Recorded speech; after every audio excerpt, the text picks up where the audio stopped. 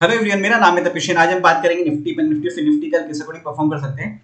तो सबसे पहले हम निफ्टी का चार्ट देखते हैं। निफ्टी में क्या हुआ है यहाँ पे। आज निफ्टी में थोड़ा देखो, रिलायंस की थोड़ी सी वीकनेस थी, लेकिन बाकी जो शेयर्स है जैसे बजाज फाइनेंस हो गया, बजाज फिंस वगैरह में, अडानी की शेयर्स में काफी अच्छा मोमेंटम था। तो रिलायंस की नेगेटिविटी के बाद भी मार्केट अच्छा मोमेंटम निफ्टी में चला। अब यहाँ पे पहला सपोर्ट लेवल था हमारा इसी के आसपास में, इसने यहाँ पे आया था और ये रिजेक्शन लेवल था।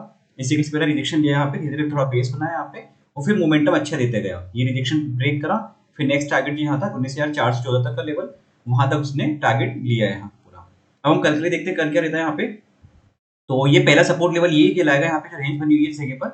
अगर ये लेवल ब्रेक होता है, यहाँ पे रेंज ब्रेक होती है, तो फिर ये रेंज तक यहाँ पर आने के चांसेस रहेंगे इस जगह पर। ये इसमें इस रेंज में यहाँ पे सपोर्ट ले सकता है। अगर ये ब्रेक करता है तो फिर चांसेस है यहाँ पे, ये यहाँ पे मतलब आज का लो को इसको ध्यान रखना। यहाँ पे ये वाला लो हम इसको कंटिन्यू करेंगे इस वाली जगह पर, ठीक है। इसको थोड़ा सा यहाँ पे इसे के लेते हैं, तो ये वाली रेंज जाएगी यहाँ पे हमारी कल के लिए। इस रेंज में यहाँ पे निफ्टी सपोर्ट ले सकता है। इस जगह पर अगर इसको ब्रेक करके नीचे आया तो फिर 19,257 के टारगेट यहाँ देखने को मिल सकते हैं। उसके बाद जो टारगेट है तो 19,202 और ये वाले जो टारगेट यहाँ पे देखने को मिल सकते हैं।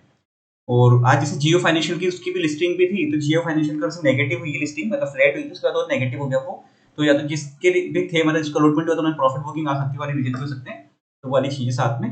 और उसके अगेंस्ट में बजाज फाइनेंस पॉजिटिव रहा, तो वो चीज सब थोड़ा सा वाइस वर्सा चली है बिल्कुल।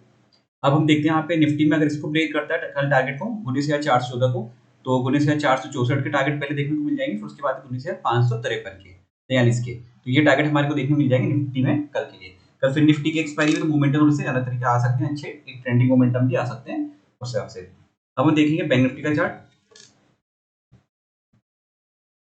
तो बैंक निफ्टी का क्या है, बैंक निफ्टी में भी देखो अच्छा खासा वोलेटाइल रहा था मार्केट। एक तरफा पहले पूरा अच्छा ट्रेंडिंग ऊपर रहा था, धीरे धीरे करते करते अपसाइड मूव बनाया यहाँ पे। और पहला जो सपोर्ट लेवल था वो वाला इसी जगह के आसपास यहाँ पे था। सब पहले जो बंद तो हुआ था यहाँ पे, तो ये रिजेक्शन लेवल था, ये रिजेक्शन बाद में सपोर्ट की तरह काम करा। फिर तो 43,872 से इससे रिवर्सल लिया और काफी अच्छा मोमेंटम ऊपर की तरफ दिया यहाँ पे। अब कल के लिए क्या रहता है ना, देखो इसमें जो आज के जो हाई बना है वो तो सबसे पहले रहेगा से यहाँ पे लेवल बन जाएगा, इंपोर्टेंट लेवल इसमें। और उसके अलावा हम देखते हैं यहाँ पे क्या रहता है। इस जगह पर पहला सपोर्ट लेवल है ये 43942। इस जगह पर अगर इसको ब्रेक करता है तो चांसेस है 43872 के आसपास ये आ सकता है यहाँ पे, जो आज का लो है इस जगह के आसपास आ सकता है। और ये ब्रेक करता है तो फिर चांसेस है यहाँ पे इस जगह के आसपास आने के 43762 के, ये लेवल तक यहाँ पे आ सकता है। अपसाइड में देखो यहाँ पे एक बार यहाँ पे रिजेक्शन इसको मिल सकता है इस जगह के आसपास। यहाँ पे ये लेवल इसलिए आएगा क्योंकि यहाँ पे 3-4 बार इसने इस जगह पर प्राइस एक्शन बना है यहाँ पे।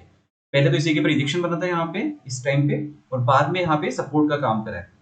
तो 44,037 का एक बार लेवल को ध्यान रखना। 34,000 वैसे 44,000 वैसे भी इंपॉर्टेंट लेवल होता है, वो मेरा जब भी आएगा 44,000 हो गए 45,000 हो गए, इस तरह के लेवल हमेशा इंपॉर्टेंट होते हैं।